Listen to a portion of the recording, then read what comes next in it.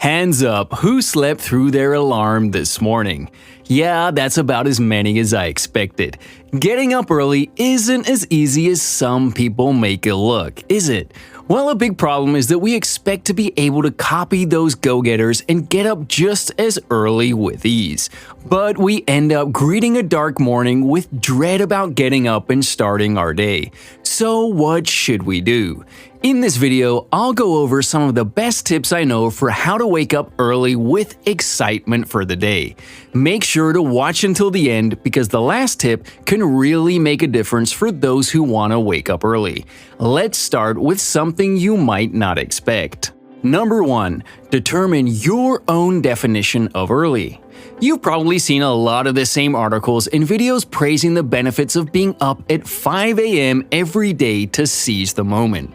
If your brain and disposition are such that mornings are your happy place, this will be a breeze. But some of us are night owls. Despite what others may say, being a night owl is not a bad thing. We just need to know how to make it work in our favor. Many of us creative types will get our best work done late in the day. We enjoy staying up past midnight to get things done while the rest of the world is quiet. So, if you're one of those that thrive at 1 a.m., why make yourself get up at 5 a.m.? Who's it benefiting for you to be up before sunrise on such little sleep? For now, think about what an appropriate earlier wake-up time really means. If you currently struggle to get up before midday, a wake-up time of 9 a.m. is a vast improvement with 3 extra hours for productivity and enjoyment. Let that be enough right now. Number 2. You are more likely to wake up excited for things you want to do. Whatever time you pick for that morning alarm, whether it's 5 a.m. or 9 a.m., you are less likely to hit snooze when you have something to get up for. Now, you might say we all have reasons to get up. There's always something that we have to do. However, the term "have to" is the problem here. We aren't always inclined to find the energy or motivation for the things we have to do. They are the responsibilities, chores, and tasks we procrastinate on.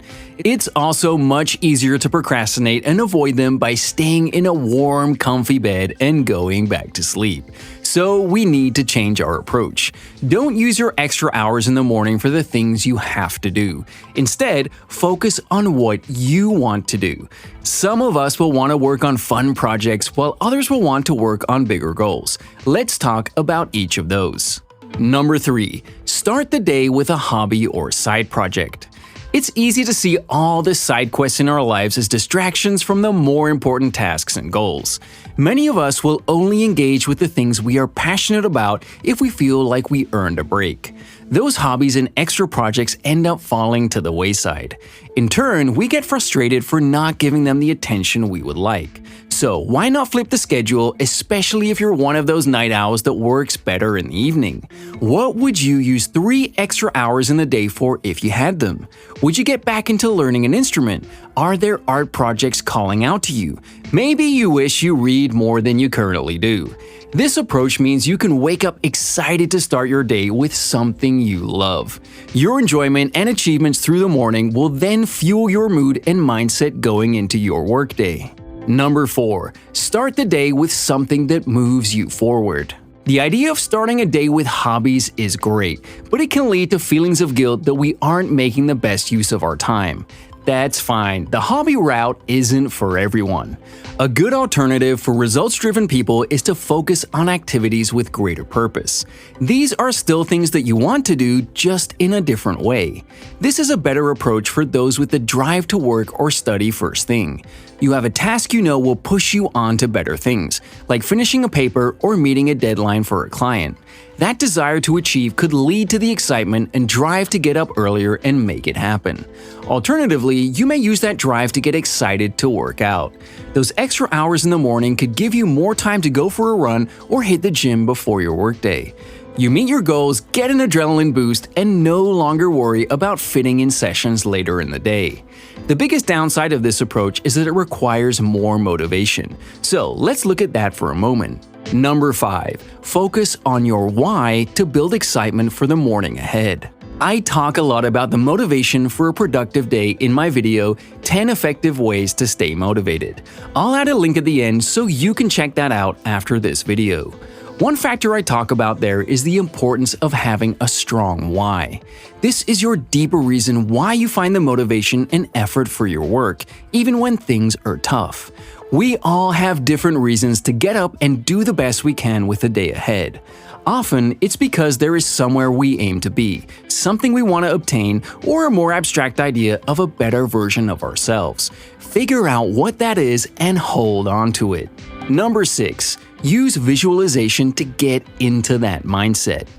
It helps to have this why vividly in mind in the morning. Tell yourself that getting up now gives you more opportunities to grow, succeed, and get closer to those goals. Do your best to visualize it. See yourself as that new version of you, in that dream destination, or with that thing you're saving for. Make it feel as real and achievable as possible, and smile knowing it's in your grasp. If you struggle with visualization, you can have your goal written beside your bed or use some sort of photographic representation. You can put it on the fridge to stare at as you make your morning coffee. Find what works best for you. And before going to the next tip, make sure to subscribe and hit the notification bell if you want to be notified of more videos like this in the future. Number 7. Get into a good morning routine. Extra time in the morning also gives us time to ease off the gas and not rush around so much. It's no fun to rush through a shower and then pour coffee down our throats while trying to find our paperwork and keys. If we make time to savor breakfast and a more pampering grooming regime, we can increase our mood for the day ahead. We can also feel excited to get up knowing we can enjoy a nice cooked breakfast while watching TV or using a new cleanser we've wanted to try. All the little joys add up. Then, once you're in this ideal headspace, you're more likely to make the most of those morning tasks you selected. Number 8. Get enough sleep. This is where many of us struggle with getting up early in the morning, myself included. We look at those inspirational videos of people waking up at 5 a.m. and set our alarms without considering the need to alter our nighttime regimes. As I said before, we can't be expected to get up at 5 a.m. when we thrive at 1 a.m. We all need to get the best night's sleep possible to have the energy to make it through the morning. It doesn't matter how excited we are to get up and achieve if we end up burned out from sleep deprivation. Find a compromise between an effective bedtime and wake-up time where this won't happen. Number 9. Prep the night before. Another tip for learning how to wake up early is to make the most of the night before. Have your art materials set up ready to lure you to your workstation. Pack your gym bag that night to make things easier. There are sure to be plenty of little ways to make life easier for you when you wake up. Another example is waking up in a tidy room. You don't want to open your eyes and be instantly faced with a chore. Number 10. Don't expect to get this right the first time. Last but not least, I urge everyone watching this guide on how to wake up early with excitement to go easy on yourselves. We have a habit of beating ourselves up when we don't manage these new regimes of earlier mornings. We listen to those that say we lack drive and motivation when we just might need to make some adjustments.